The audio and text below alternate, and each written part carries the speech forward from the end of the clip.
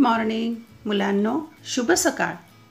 मराठी योग भारती इयत्ता 12वी हा विषय आपण अभ्यासाला घेतलेला आहे आणि आज आपण भाग क्रमांक 4 उपयोजित मराठीमधील घटक दुसरा माहिती पत्रक यावरील कृती सोडवणार आहोत. चला तर पाहूया यावर कोणकोणत्या प्रकारच्या कृती आहेत आणि त्या कशा लिहायच्या. 1.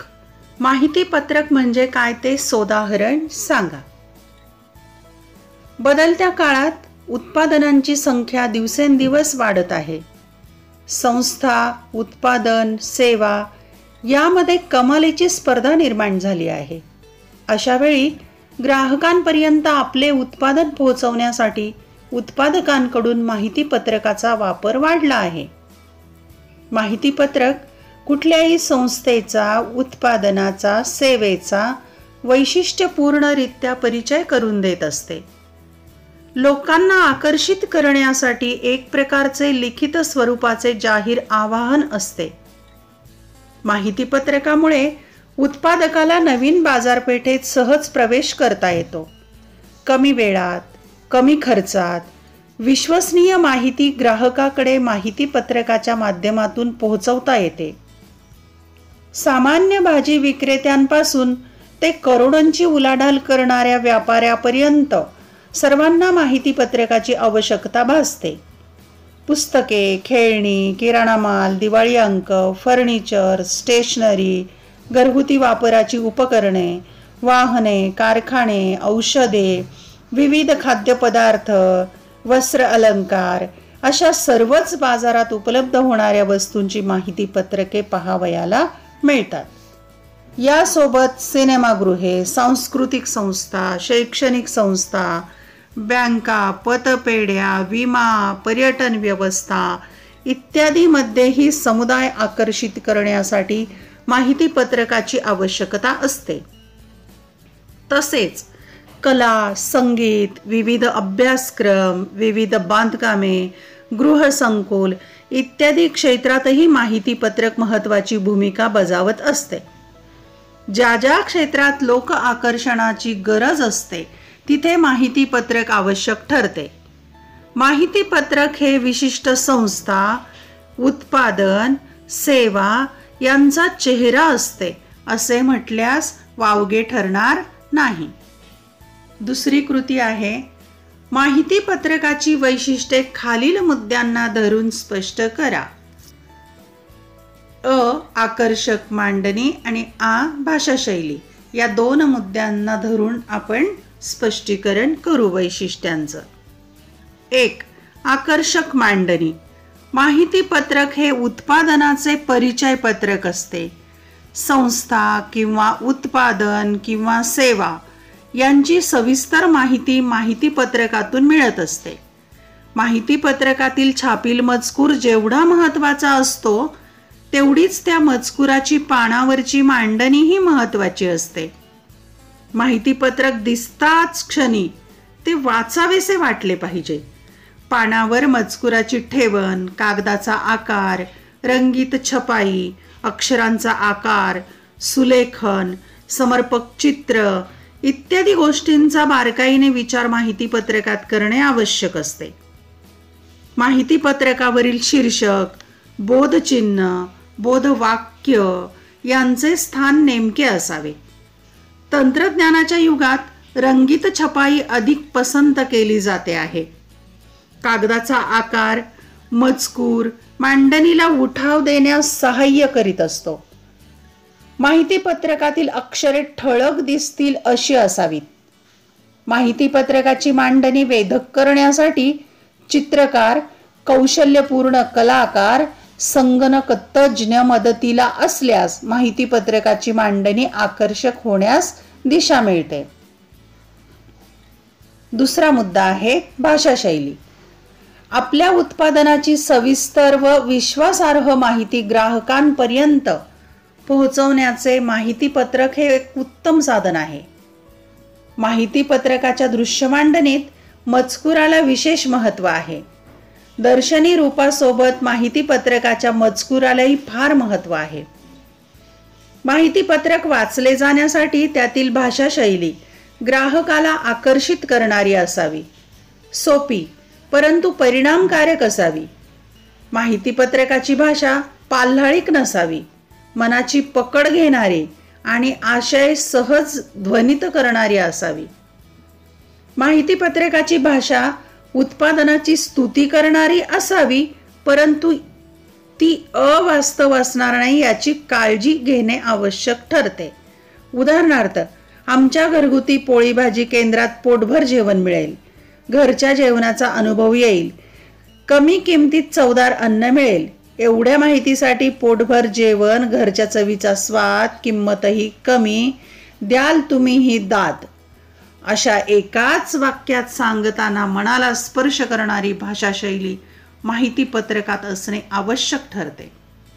वाचक मनावर ठसा उमटवणारी भाषा शैली माहितीपत्रकात असणे आवश्यक असते. तिसरी कृती आहे थोडक्यात माहिती लिहा. माहितीपत्रकाची गरज असणारी क्षेत्रे. आज स्पर्धेच्या युगात व्यापाराच्या बाबतीत उत्पादक आणि ग्राहक फार चौकस झाले आहेत. उत्पादकांना आपले उत्पादन किंवा सेवा अधिक लोकांपर्यंत पोहोचवणे आवश्यक असते, तर घरबसल्या सर्व उत्पादनांची सविस्तर माहिती मिळवणे हे ग्राहकांसाठी महत्त्वाचे असते. अशा वेळी माहितीपत्रक या दोहोत समन्वय साधत असते.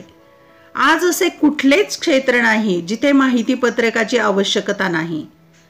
फळभाजी विकणाऱ्या सर्वसाधारण विक्रेत्यांपासून करोडोंचे आर्थिक व्यवहार करणाऱ्या संस्था, व्यापारी सर्वांनाच माहितीपत्रक आवश्यक असते.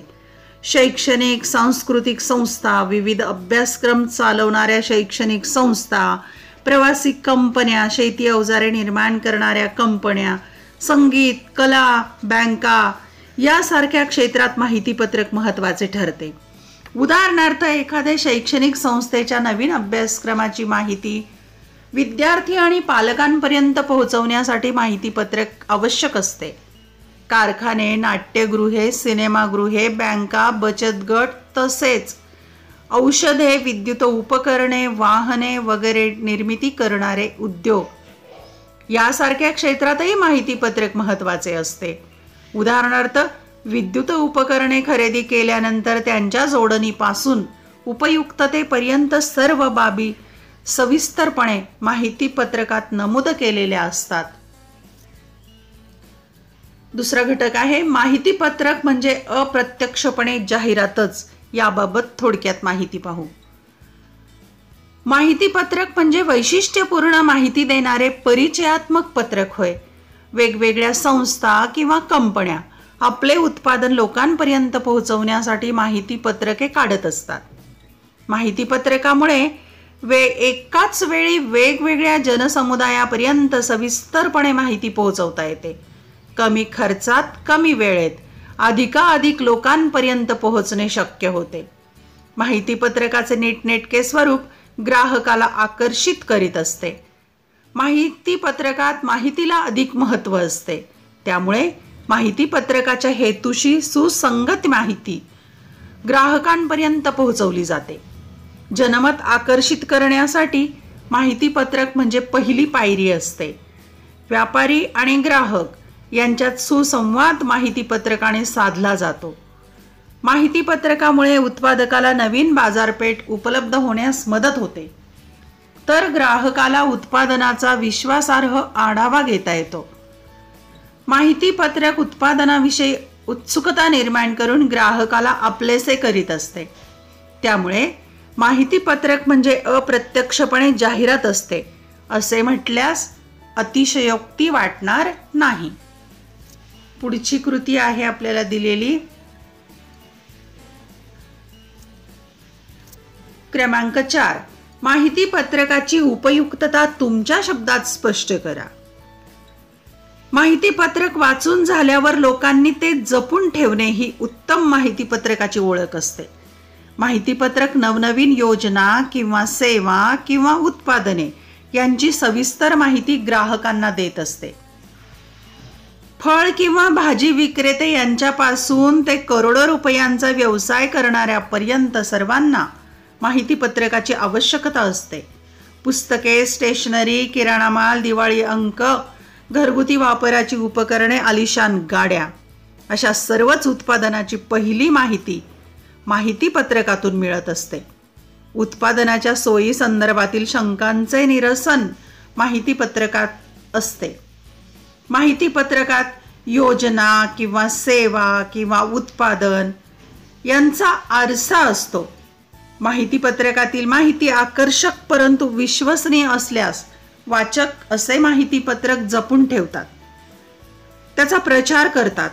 उत्पादनाचे वैशिष्ट्य, वेगळेपण, ग्राहकाला होणारा फायदा या गोष्टी जिथे अधोरेखित करायच्या असतील तिथे माहितीपत्रकाची भूमिका खूप महत्त्वाची असते. पुढची 5वी कृती पाहूया. महाराष्ट्रीयन पद्धतीचे सुग्रास भोजन उपलब्ध करून देणाऱ्या भोजनगृहाचे माहितीपत्रक तयार करण्यासाठी कोणकोणते मुद्दे आवश्यक राहतील ते लिहा. पाहूया आपण.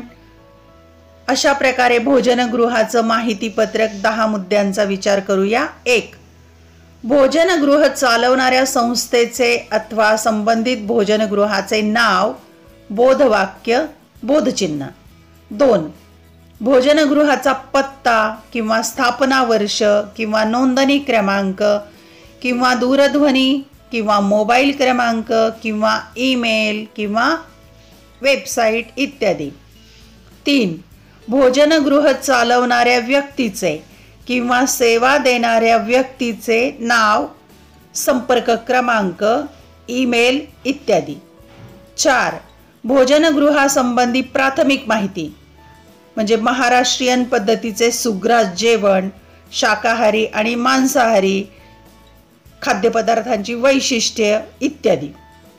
5. भोजनगृहातील सुविधा, उदाहरणार्थ बैठक व्यवस्था, बैठक संख्या, स्वच्छतागृह, लहान मुलांच्यासाठी बगीचा किंवा खेळणी इत्यादी. 6. भोजनगृहाची वैशिष्ट्ये, उदाहरणार्थ शाकाहारी आणि मांसाहारी स्वतंत्र व्यवस्था, भोजनाची पण आणि शिजवण्याची पण, मालवणी, वैदर्भीय, मराठवाडी, खानदेशी, कोल्हापुरी, पुणेरी इत्यादी खाद्यपदार्थांचे वैविध्य. 7. भोजनगृहाची माहिती, उदाहरणार्थ यादी, किंमत, वेळ, सुट्टीचे दिवस, घरपोच सेवा इत्यादी. 8. भोजनगृहाची अन्य वैशिष्ट्ये, उदाहरणार्थ मसाले, लोणची, पापड, वाळवण्याचे पदार्थ, सांडगे, कोकम, आवळा, सरबत, थंड पेय, गोड पदार्थ इत्यादी विक्रीसाठी उपलब्ध. 9. भोजनगृहाची पूरक छायाचित्र. आणि 10. भोजनगृहापर्यंत जाणाऱ्या रस्त्यांची माहिती किंवा जवळील नावाजलेले ठिकाण इत्यादी मुद्दे आवश्यक असतात. 6. एका वस्त्रदालनाचे आकर्षक माहितीपत्रक तयार करा. एका वस्त्रदालनाचं माहितीपत्रक, वस्त्रदालनाचं नाव लिहायचं, किती वर्ष जुनं आहे, केव्हा स्थापना झाली ते लिहायचं, बोधवाक्य लिहायचं, ठिकाण लिहायचं, रस्ता दाखवायचा आणि त्या वस्त्रदालनाची वैशिष्ट्य लिहायची, ईमेल, वेबसाईट, मोबाईल वगैरे सगळी माहिती लिहायची आणि वेळ, सुट्टी केव्हा राहील आणि एक टॅगलाईन अशा प्रकारे देऊन आकर्षक माहितीपत्रक वस्त्रदालनाचं तयार करा. धन्यवाद. व्हिडिओ आवडल्यास चॅनल सबस्क्राईब करा, बेल आयकॉन दाबा म्हणजे मी नवनवीन व्हिडिओ पोस्ट केले की त्याचं नोटिफिकेशन तुम्हाला मिळेल. तसेच या व्हिडिओच्या लिंक तुमच्या मित्रमैत्रिणींना जरूर पाठवा. कला शाखा, वाणिज्य शाखा, विज्ञान शाखा या 3ही शाखेच्या विद्यार्थ्यांना हा विषय उपयुक्त आहे. तसेच तुम्हाला येणाऱ्या अडीअडचणी कमेंट बॉक्समध्ये जरूर लिहा. अभ्यासासाठी शुभेच्छा.